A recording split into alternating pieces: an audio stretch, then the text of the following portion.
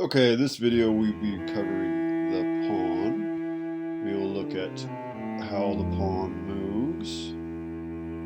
We'll look at how the pawn captures. Look at pawn forks. And then we're going to take a look at probably one of the more confusing moves in chess, en passant. When you start the game, of course you have 8 pawns, and each of these pawns has a choice. So white goes first. White always goes first.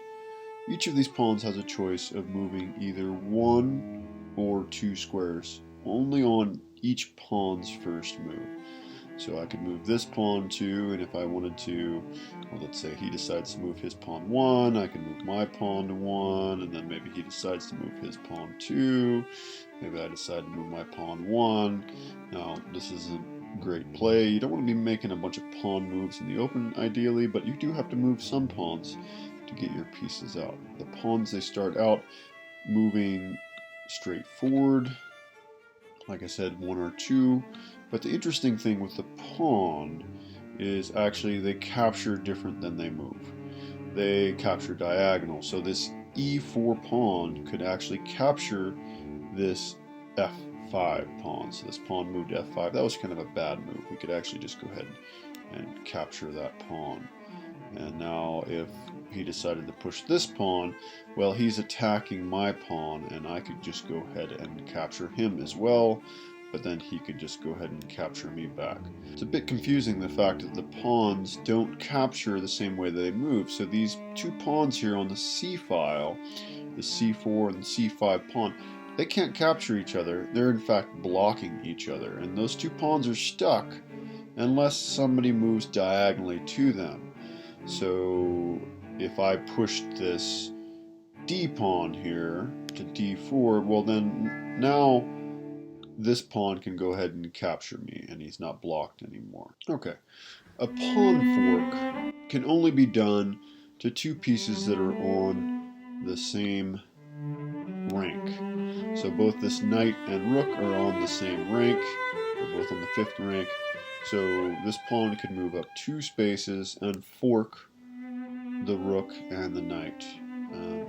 A fork is just where you move a piece and then you attack 2 or more pieces at the same time. Pawns are the only ones, I think, that can only possibly fork 2 at a time. Some of the other pieces can attack more than 2, but it is a fork if they attack 2 pieces at a time. There's no way to save both of these pieces.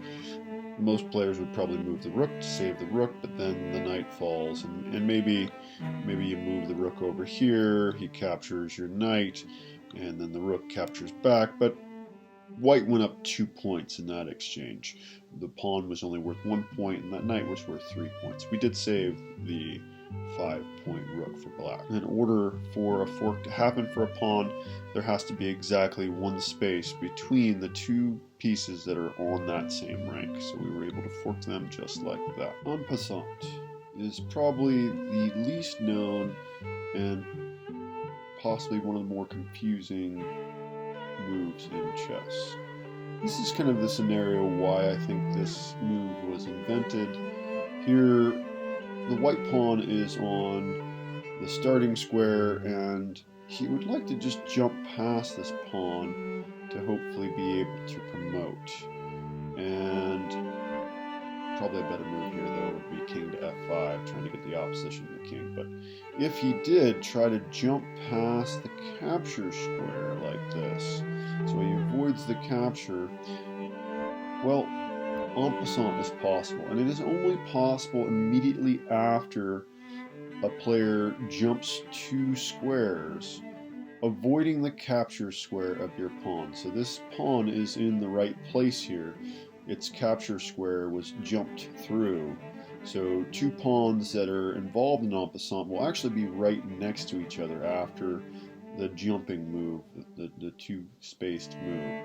And only immediately after then can we capture that pawn as if he only moved 1 space.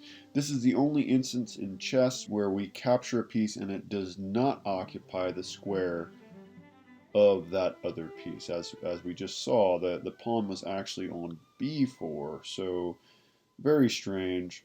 Now, if we do something else first, So if black, this would not make any sense at all. You don't want to go away from the battle. Let's just say he does this though. A bad move. We can't later go back and do en passant. So now we try to do en passant. It won't let us. It's only immediately after a player jumps 2 squares.